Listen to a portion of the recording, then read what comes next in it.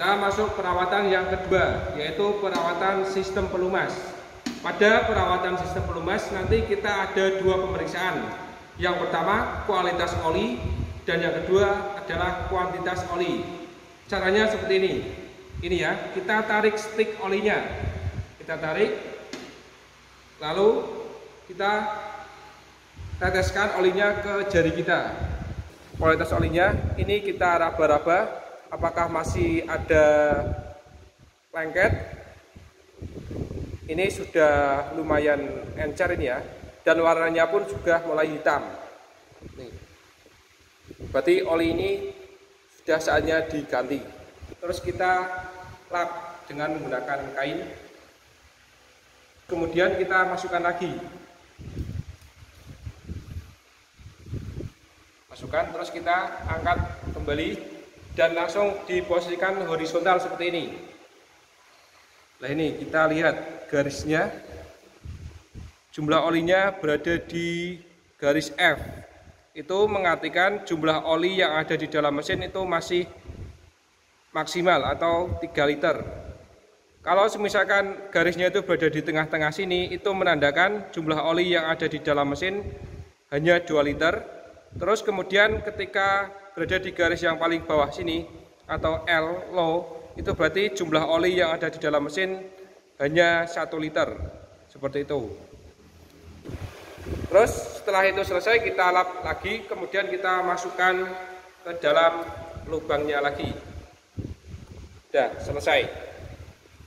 Kita masuk ke pemeriksaan yang ketiga, yaitu pemeriksaan tentang sistem pendingin. Pada sistem pendingin nanti kita ada 3 pemeriksaan. Yang pertama itu adalah pemeriksaan tutup radiator, kedua pemeriksaan kebocoran sistem pendingin, yang ketiga pemeriksaan kondisi fan belt dan tegangan fan belt. Oke, alat yang kita gunakan nanti ini namanya RCT. Kita buka ini ya, RCT. Kita lepas tutup radiatornya. Dan perhatiannya, ini ketika kita melepas tutup radiator, pastikan mesin dalam keadaan dingin.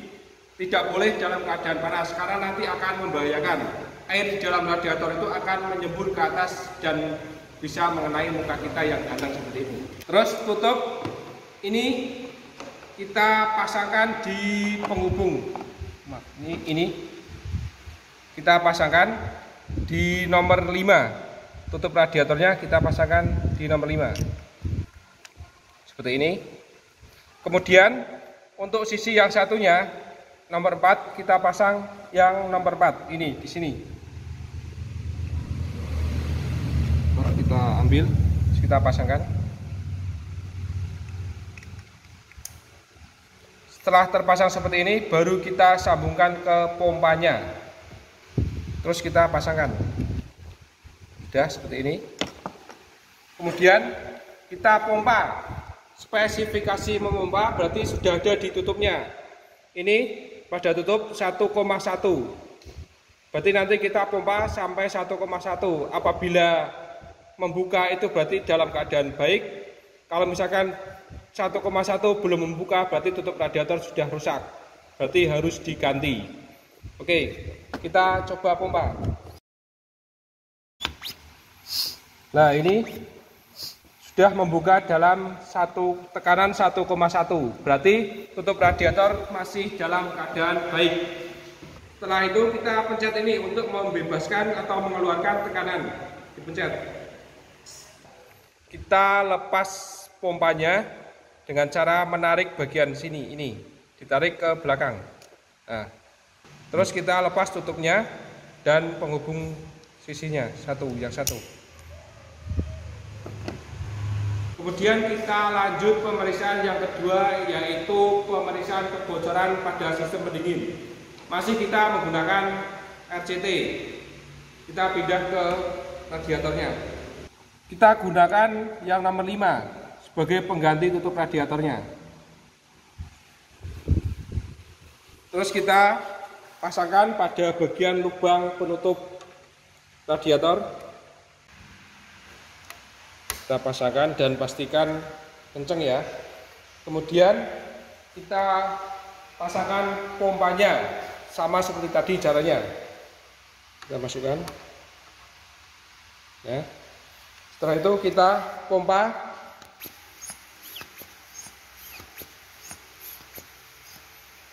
Nah ini, menandakan ada kebocoran di sirip-sirip ini. Selain itu kita periksa di tempat yang lain, misalkan di bagian selang-selang, apakah ada yang bocor, bagian selang upper sama selang lowernya. Lihat, tidak ada. Berarti kebocoran hanya pada sirip-sirip radiatornya. Selain itu, kita bisa melihat tekanannya itu berarti akan turun. Kalau tekanannya turun itu menandakan ada kebocoran pada sistem pendinginnya. Contohnya ini tadi ya. Nih, bocor. Setelah pemeriksaan selesai, tadi kesimpulannya ada kebocorannya ya. Setelah itu kita pencet ininya untuk mengeluarkan udara yang ada di dalam pompa. Setelah itu kita lepas selangnya, selang dan tutup radiator. Pemeriksaan sistem pendingin yang ketiga yaitu pemeriksaan tegangan fan belt. Ini ya, tegangan fan belt dengan menggunakan spring scale dan penggaris. Kita pasangkan di bagian tengah-tengah fan belt, kemudian penggarisnya kita posisikan di sini dekat segaris atau sejajar dengan fan belt sebelum kita tarik. Kemudian kita tarik dengan spring scale sampai 10 kilo. 10 kilo. Udah, terus kita tandai dengan menggunakan jari pada penggarisnya. Segini. Hasilnya 0,9 cm atau 9 mm. Untuk spesifikasinya 0,7 sampai 1,1 cm.